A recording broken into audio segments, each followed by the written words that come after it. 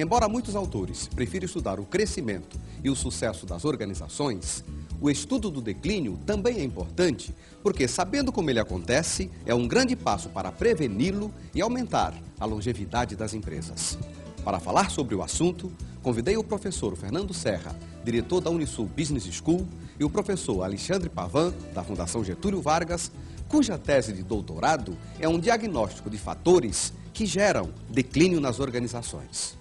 O estudo do declínio, ele não tem merecido a devida atenção, tá? Isso porque, se você olhar, muitas pessoas focam, muitos acadêmicos, melhor dizendo, eles focam suas atenções, seus estudos a empresas de sucesso. Parece que reforçam uma ideologia, né, de que tudo está indo bem, então vamos focar aquelas empresas que são exemplares, né?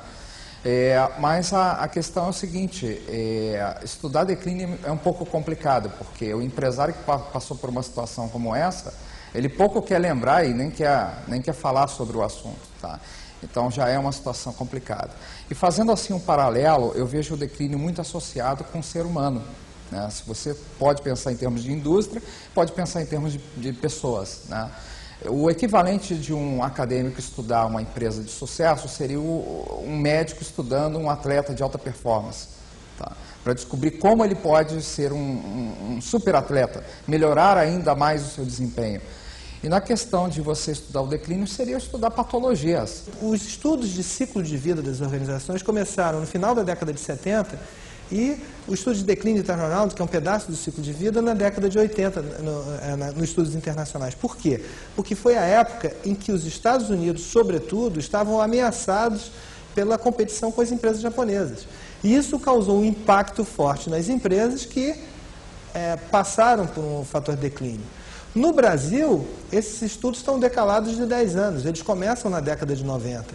Por que na década de 90? Porque na década de 90 aparece a competição, uma abertura de mercado, uma competição mais forte com empresas multinacionais e com empresas globais que estão mais preparadas para essa competição, e as empresas nacionais não estavam tão preparadas. A abertura de mercado evidenciou a fragilidade de muitas empresas.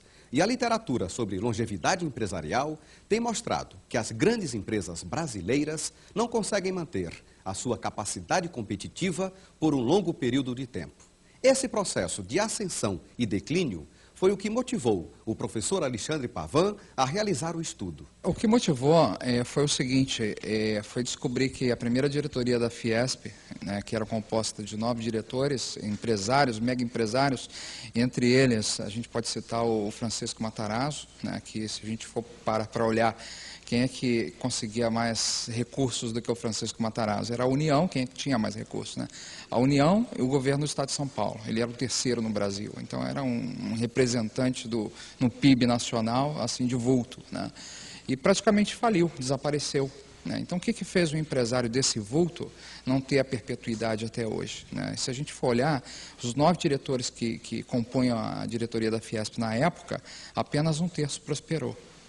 Então, hoje a gente tem esse retrato, né, da indústria brasileira, que eu acho que é muito significativo para estudar declínio, é um grande motivador. Esse estudo ele faz parte de teses, no caso, tese de doutorado, a tese de doutorado do Alexandre, mas ele também faz parte da linha de pesquisa da Unisul, que é uma linha de estratégia de desempenho.